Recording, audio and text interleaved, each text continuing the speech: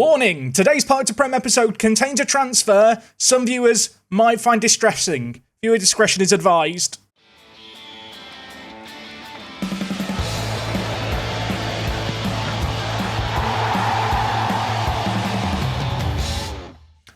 I know, you're thinking, who have you got rid of? Lemos? No, it's worse than Lemos. Greg. He's gone to Newcastle. We signed this guy for £2.6 million to be our starting goalkeeper when we sold on Setford. Last year, he only played 9 games in the league, kept 1 clean sheet in those games. We've now sold him on for £22.5 million. Not ideal, but I did get a very good replacement. And that man is Francisco Melgarejo? Melgarejo? It sounds good, doesn't it? 21 years old, 4 caps for the Argentina national team. If we compare him with Greg real quick, you can see here, I reckon Francisco is a better player. He is also 21. I will admit, he is inconsistent. He has got a competitive streak. I was warned he might be adaptable, but I signed him for £7 million. And personally, I think getting this guy in for £7 million, moving Greg on for 3 times that is great business. There is a small caveat. To get Francisco to join us, I had to give him a bit of a mad contract. He's got a minimum release clause of £57 million. That's not the craziest thing, though. The craziest thing is, if he plays 20 league games for us, he goes on to £84,000 a week. If he plays 25 league games for us, we have to give him £150,000. Right now he's on £55,000. That's the same amount Greg was on. I mean, he's agreed to be a cup goalkeeper. We've just got to hope Manny Wilford doesn't get injured, because if this guy has to play those 25 games, the wages aren't going to be a problem. The only other 2 transfers we've made, actually 2 more goalkeepers. I mentioned last episode, the under-21s and the under-18s didn't have goalkeepers. We've picked up Jamie Larkin here, who is 16 years old, 2 caps for the Scottish under-21s, got him from Rangers for £1.4 million. And we also picked up John Ingram from Southend. This man is 18 years old. He's an under-21 goalkeeper. Not expecting either of these to be near the first team ever, to be honest. Of course, the last 2 episodes have been pretty bonkers transfer specials. We've and we've heard about our tactics. I've made a decision to start the season. We are playing the 4-2-3-1. And while our season starts with Europa League qualifying games, we have the 3rd round and the 4th round if we make it through the 1st round. We should make it through both these with flying colours. With that in mind, the aim is to get them both done today. And the first team we are going to be taking on today is Valkeakosken Haka, which is a Finnish team. I can speak a little bit of Finnish, so this is going to suit us for the away day. They're not very good. Their key player is Teemu Laine, who is, well, he's got a cap for the Finnish national team. We should be beating these really easily. We will have an away day to the Tetankenta, which should be rather fun. I have no idea where Valkeakoski is in Finland. We'll find that out during the 2nd leg. It's not exactly ideal that this year we're in the Conference League, but it means more rogue away days, which I know you guys enjoy. And the draw for the next round has already been made. If we can beat FC Haka, we will be taking on Lokomotiv Plodiv in Bulgaria. I've been to Bulgaria. I've not been to Plovdiv, though. It doesn't sound like a sexy place. But anyway, first things first, we get to try out the new system today against FC Haka. We've got the home leg first. In terms of the team, unfortunately, João Graça is unavailable for today's game, picked up a little bit of an injury. I don't want to risk him. He, of course, would ideally be our starting defensive midfielder. With him not available, it means that Alunga and JV will play alongside each other in the centre defensive mid positions, of course, playing that defensive mid alongside a Regista. Elsewhere, Alanis is going to get the nod. We're going to see what the 18-year-old Mexican can do. He's been developing well in pre-season. And, well, I'm hoping that between him, Cadman, Big Knot, Lemos, we're going to see plenty of goals today. Of course, elsewhere in the team, we have got Rios and Copo making their debuts at centre-back. That's going to be exciting to see. Given the calibre of the opposition we've got, I'm expecting a clean sheet. If we don't get one, I will be upset. Have just realised I could have had more players on the bench. You can have up to 12 players on the bench. I've got 9. It'll be fine. Of course, this year, Conference League, we get the snot green graphics instead of the fiery orange graphics. That's going to take some adjusting to, isn't it? You might have spotted it as well. Green seats galore. We're back in our home ground, everyone. We're back. Oh, my word. It makes me feel warm and fuzzy and happy inside. We've still not sorted out the naming rights for the stadium, by the way. The name is still the Guernsey FC Stadium. we'll work on that for next year. So with both these legs, I expect us to make it through the Conference League qualifiers relatively easily. It's a little bit annoying that we've got to make our way through these, but equally, we can't afford to be complacent. We all remember how the Europa League started against Addons last year, where we got all confident, we got all cocky, we went to Liechtenstein, we were a goal down and a man down at half-time, and we had to mount a pretty good comeback in that game. In this game here, I'm hoping for something better from the off, and I'll tell you what, we're knocking the ball around nicely. Alanis, not a great touch, but falls to Big Knot. Tyrese, first goal of the season. It's taken 15 minutes. With this 4-2-3-1, I feel like it's going to take a while to get used to just having lots of players in the wide attacking areas. We're going to be playing with the inside forwards and the shadow striker, looking to create overloads on top of the striker, who of course is going to be spearheading our attack. Our wing-backs are going to be getting forward as well.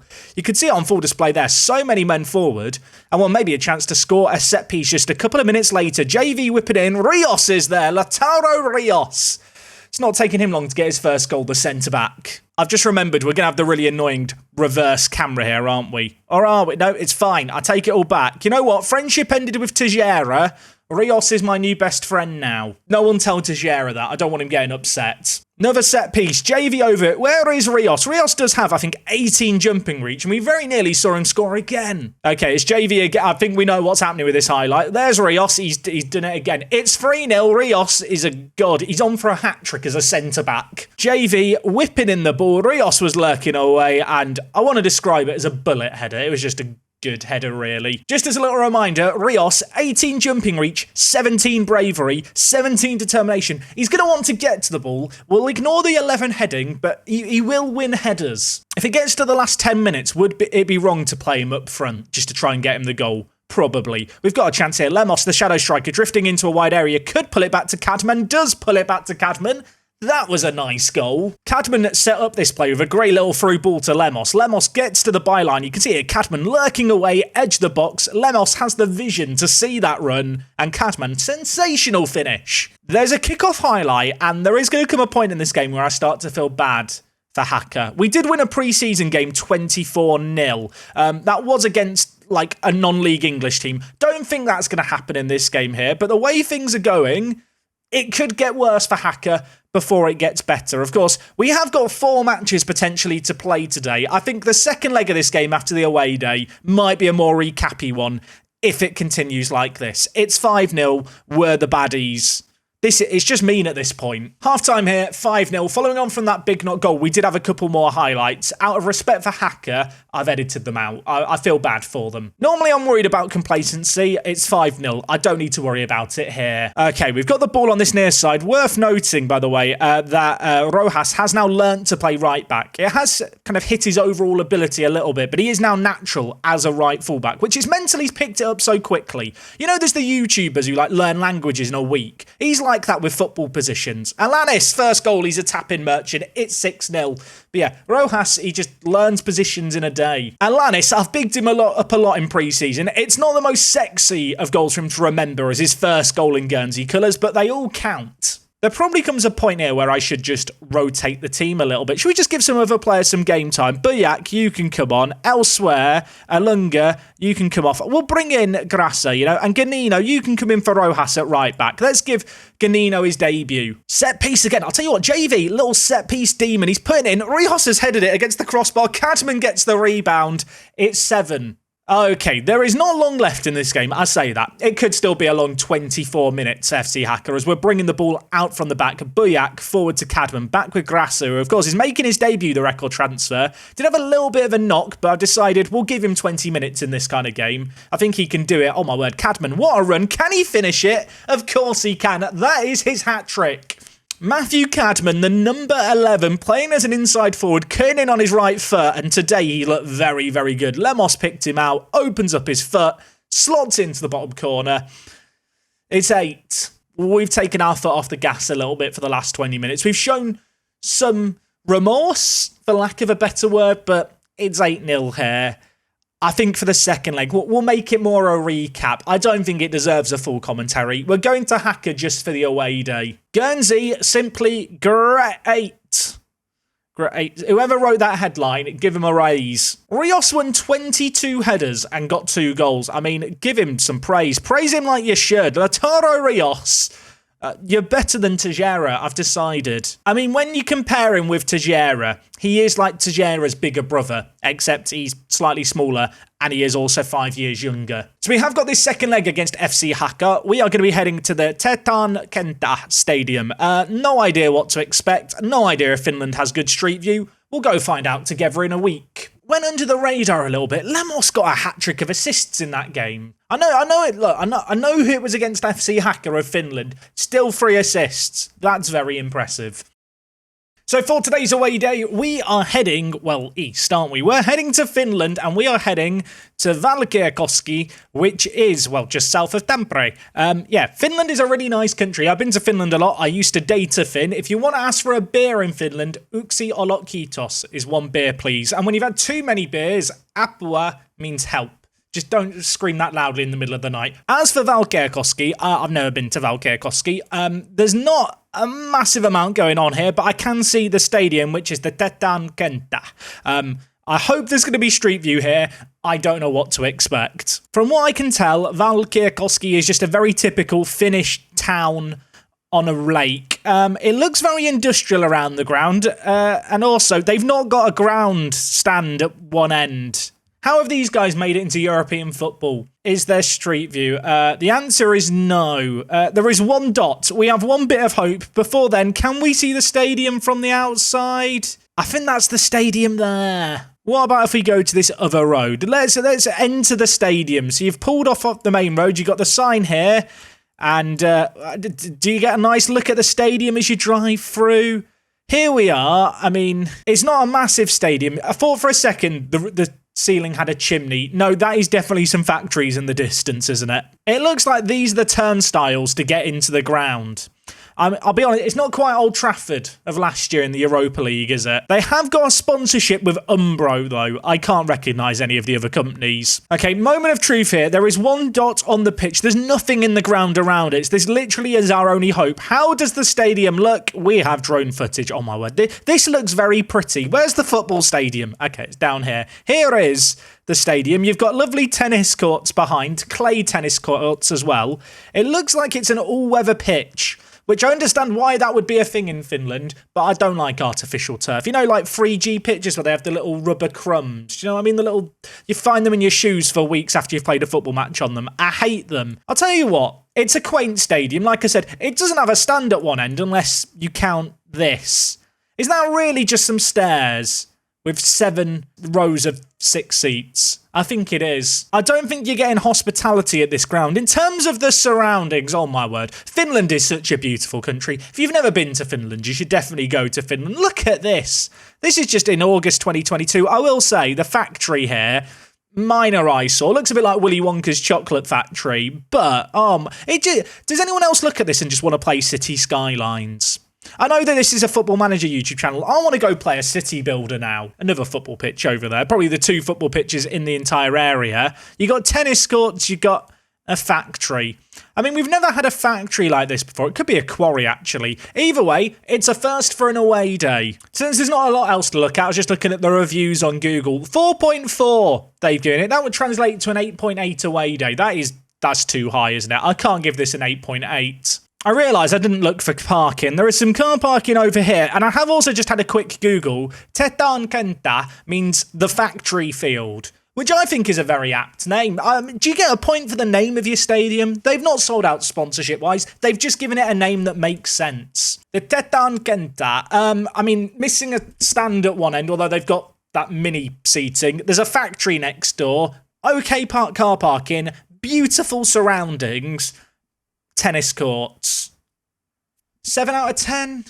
7 out of... better than Old Trafford. I like the turnstiles more here too. There are some people who take my away days really seriously who are absolutely fuming at that score. Do not care. So we have got this game against FC Haka. I am going to play a rotated team because our first game of the Premier League campaign against Brighton is at the weekend. And given the fact we won the first leg 8-0, probably should rotate. Now, like I already mentioned, we've won the first leg 7-0, so I think this is just going to be a recap kind of deal. Even with this B team, we should be absolutely annihilating them. 22 minutes in, it's 4-0. I wasn't sure if I was going to come back for any of these goals, but McKillop has just scored his second of the game, and it was a bit of a screamer from range, so enjoy that. To everyone who hates McKillop, he gets 2 goals when no one's watching. This is a little bit awkward.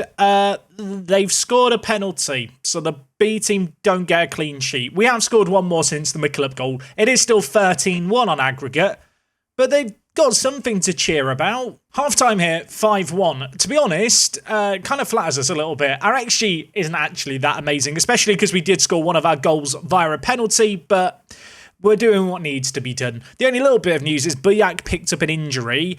Gonna hope that's not too serious, because he is pretty useful for us. Maybe I should feel a little bit bad. Game over here. 9-1 on the night, 17-1 on aggregate. Job done. On to the next round. Unfortunately, Buyak is going to be out for 3 to 4 weeks. Now, like I already mentioned, we have already been drawn against Lokomotiv Plovdiv. We take them on in a week's time. We've got the first game of the season against Brighton in the league at the weekend. I'm going to gloss over that one. And, well, hopefully we're going to get the job done against the Bulgarian opposition and make our way to the group stage. And in that last game, Diallo picked up a hat-trick. Finally, he stopped hitting the woodwork. He's found his level. Finnish Veikkausliiga is his level. Maybe I should loan him to Finland. Those games against Lokomotiv Plovdiv have been scheduled in. I have a feeling I might try playing the B team for the first leg. It might be a little bit of a risk, but I do feel like they should be up to the task. With that in mind, I'm going to go away, hopefully beat Brighton, and return as we continue this European adventure. So we got our Premier League campaign off to the best possible start. We just played Brighton. We just beat Brighton. I want to say we hammered them 4-1. Rios scored a hat-trick of corners. Yeah, Tejera did it once in the Championship. Rios has done it on his league debut. I don't know what it is about this man that makes him so good at set pieces. I just have to assume it's a combination of some of his mentals. His jumping reach, obviously, is really, really good, but he has a bit of physicality to go with it. And, just as a reminder, this man is only 20 years old. We might be seeing the birth of a superstar here. He might be in the team forever come. But yeah, hat-trick on his debut, not bad. For £6 million.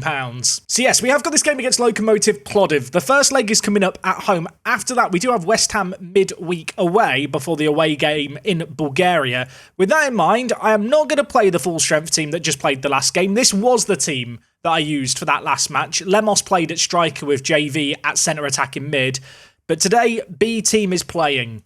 So the only player injured today is Buyak, so with that in mind, Warunga is going to play at left back, Tejera is going to come into play in the back too. Besides that though, it is a very, very strong team on display here. Players who have proved themselves in the first team in recent years, a couple of the new additions as well alongside, of course, new goalkeeper, going to be a live commentary debut for Francisco. Ganino's going to come in and play as that right wing back, which is a role he can play really well. And then Özkan is going to be playing out on the left-hand side of midfield. Longer term, I will be training him, I think, to play cutting in on his left foot from the right-hand side. I say that. We're already training him to play there, but he will eventually play there. But for this game here and now, he's just going to play on a winger on his left foot. Kovacevic is going to then move into the centre attacking mid position to play as a shadow striker. It's not maybe the perfect role for him, but Alexander here is just one of those weird players who doesn't really have a role that suits him. And up top, spearheading the attack, we are going to go with Alanis. He came on off the bench in the Brighton game. Didn't have an impact there. Did score, of course, in that first game against Hacker. Hoping he's going to be able to repeat his goal-scoring shenanigans. Much like the Hacker game, we go into this as the favourites quite comfortably. The board have told me they expect us to win handsomely. I would love the B team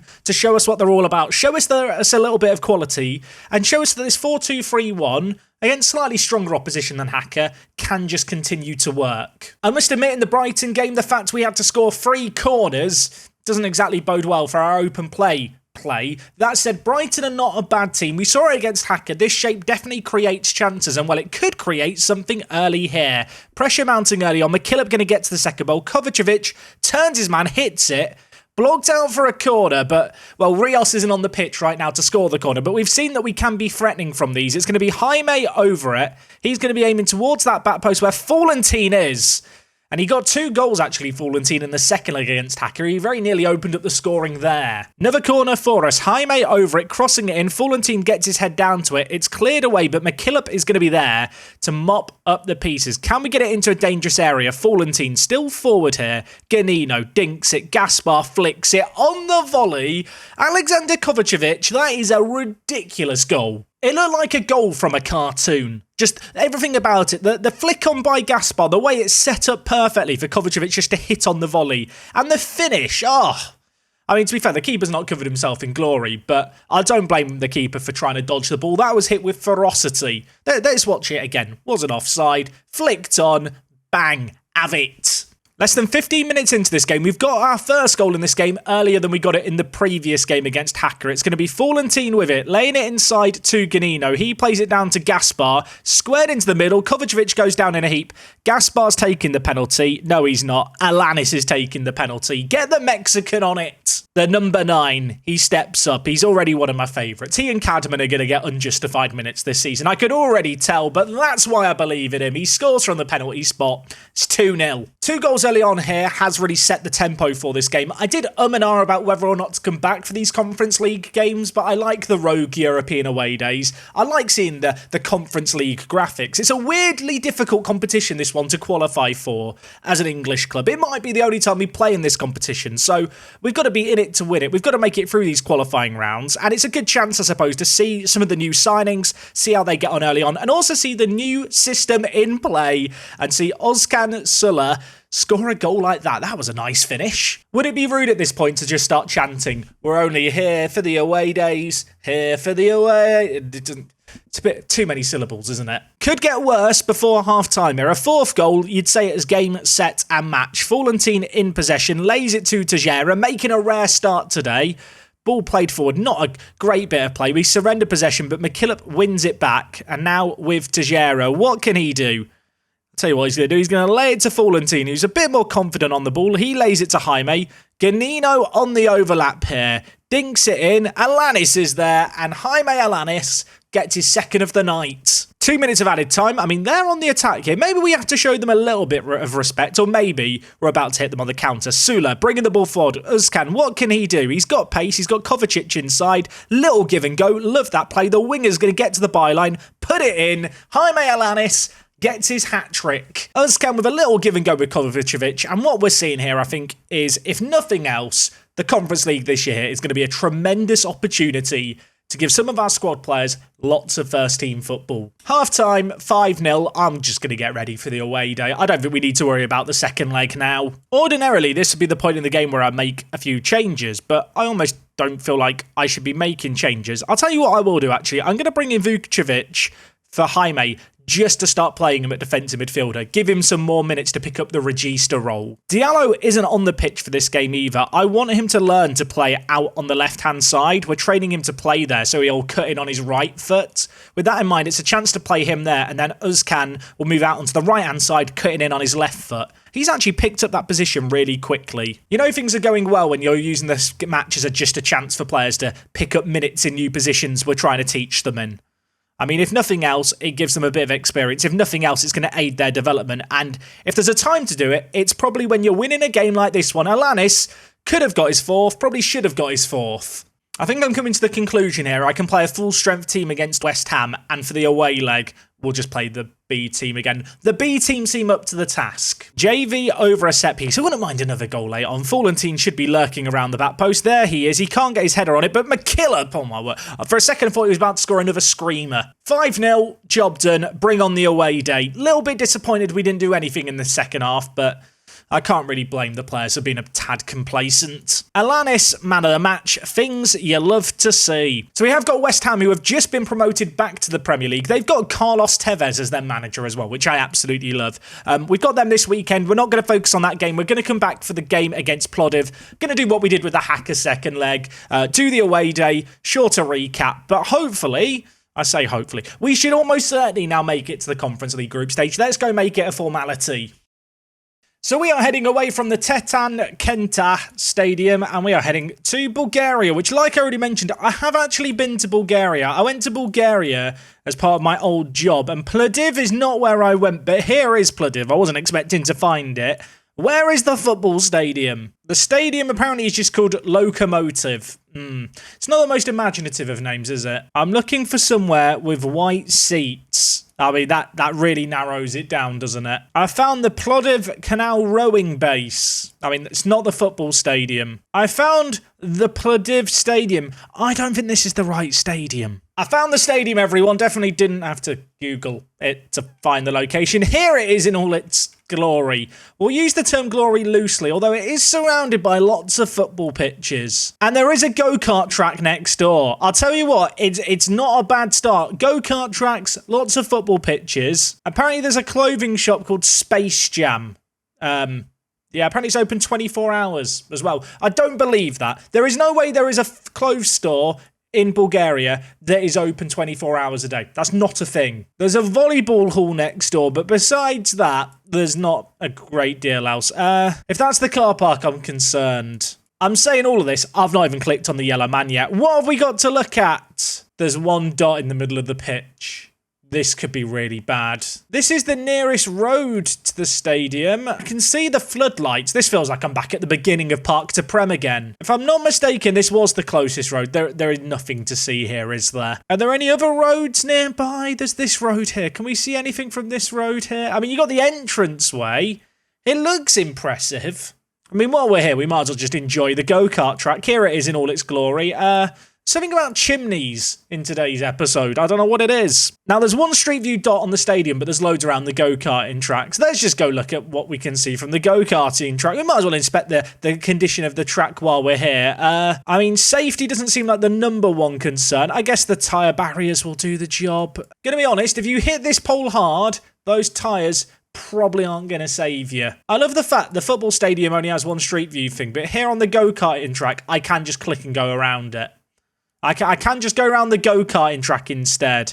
I mean, here are the go-karts. They've even got seating. I mean, to be fair, that's almost better seating than we saw at one end of the hacker ground, isn't it? Is there anything else to see around the area? There's some dots here. Let's go and get a coffee. Can we go in the coffee store at this point? Oh, it's a swimming pool. No one has ever got so excited about a swimming pool. What is the length on this pool? It can't be that long. That isn't maybe 20 metres, 25 metres? I mean, it's a nice swimming pool. It's not what I expected to click on. I guess Pulls is a cafe / swimming pool place called Pulls because it has pools. I don't know. We've delayed it long enough. We have to do it eventually. There is one dot here on the middle of the pitch. Please tell me it works. It doesn't even work. Maybe if I change the zoom, why can I not go on the dot?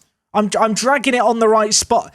Just doesn't want to show me it. This is disastrous. I don't know why it's not working. Is there something that I'm just missing? Do I not understand? I don't understand. I do try and avoid using photos just because they're a bit more prone to people claiming copyright on them. You know, the people who take the original photos. Here is the stadium from a photo. Shout out to this bloke. I don't know how to say that name. I can't read the Cyrillic alphabet. But here's the stadium. It looks like a building site. Is it even finished? Are they in the middle of building a roof? I think they might be in the middle of building a roof at one end. Is this the first away day where we literally not been able to see any of the stadium?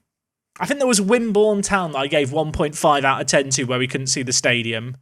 I mean, the only thing that is saving this is the go-kart track, which it's not even that close to it, but we'll claim it's next door. And the swimming pool, which definitely isn't near the stadium, but was just me scraping the bottom of the barrel. What do you give the Lokomotiv Stadium? I'd like to apologise to any Bulgarian viewers. 3 out of 10. I can't judge it, I can't see it, but good go-kart track, even if I'm not sure about the safety. Disappointing away day done. Let's talk about something more positive. The West Ham game that I played at the weekend. 5-2 win. Lemos got a hat-trick. Started the first half at striker. In the second half, I moved him back to shadow striker, took off Alunga, moved Vucevic back, and then brought on Alanis. Alanis picked up a brace in this game on off the bench in the second half. That made me happy. But well, the headline news, as you might have spotted, Lemos picked up a hat-trick. I really want Lemos to decide that he's happy at the club. I want him to realise we have a good team now. He's only on £35,000 a week. I will triple it if he wants to stay around. Only 2 years left on his current deal. Still not had any interest left this season. Transfer window closes in 3 days' time. Now, in terms of the squad for this Plovdiv game, we are just playing rotated team. It's the team that played the previous game and won quite handsomely. Hoping we can do a bit more of the same. Only little change. Diallo going to start out on the left. Özcan is going to start out on the right. As I said earlier, I just want them to learn their new positions, and we're 5-0 up. this is a good chance to do that. I'll be honest, their stadium in Football Manager is a lot more impressive than in real life, and I know I didn't show this for any of the previous games. Let's just enjoy this. I don't like the fact they've painted lines over the mat of the Conference League stuff. Here we are, Europa Conference League. It's all fancy, it's all green. The fans, they've packed the stadiums today. They know it's a big match. Should say, given the fact it's 5-0, it's going to be a recappy kind of game. I mean, could we go off to the dream start? Jaime puts it in, cleared away. Özcan's going to keep it alive. Jaime's in the wide area. Put it on a plate for someone. The big guns are still in the box. Tejera, he's no longer in the box. He could shoot from range. Do it, Tejera. He's more sensible than I am. Garino, what can you do, my friend? Wide, Florentine, still forward. Özcan, left foot, plays it. Diallo should keep it in, does keep it in. Can he pull it back? He could go on his own.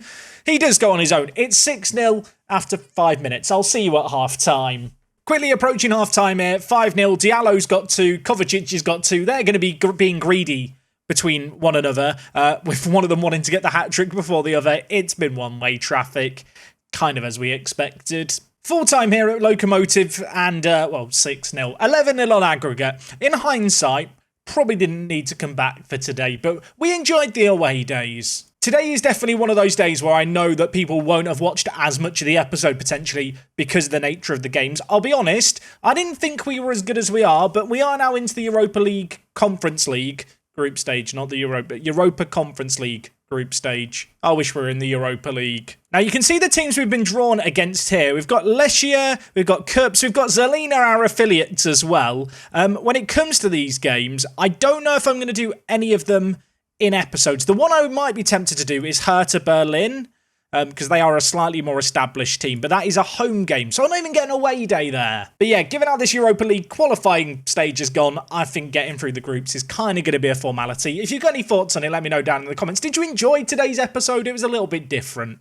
Not what I was planning initially. Either way, I think what we have learnt is we've got a very good B team, we've got a very good formation on our hands, and hopefully the winning start to the league will continue, and will continue to be the kind of case and what we're up to when I return next time, which, I'll be honest, I don't know when we're going to be back next time. I'll leave it as a mystery. If you have enjoyed today's video, let me know your favourite flavour of ice cream in the comments. I want to know how many people actually get to this point in the video. So, favourite flavour of ice cream, mine, Ben & Jerry's cookie dough. I'm a simple man. Besides that, have a lovely rest of your week. We'll be back on Monday for more Park to Prem action. Jaime Alanis is on fire. We're having a good time. Everything is good. I'm happy. I'm clappy. I'm a smiley chappy. I'll see you on Monday.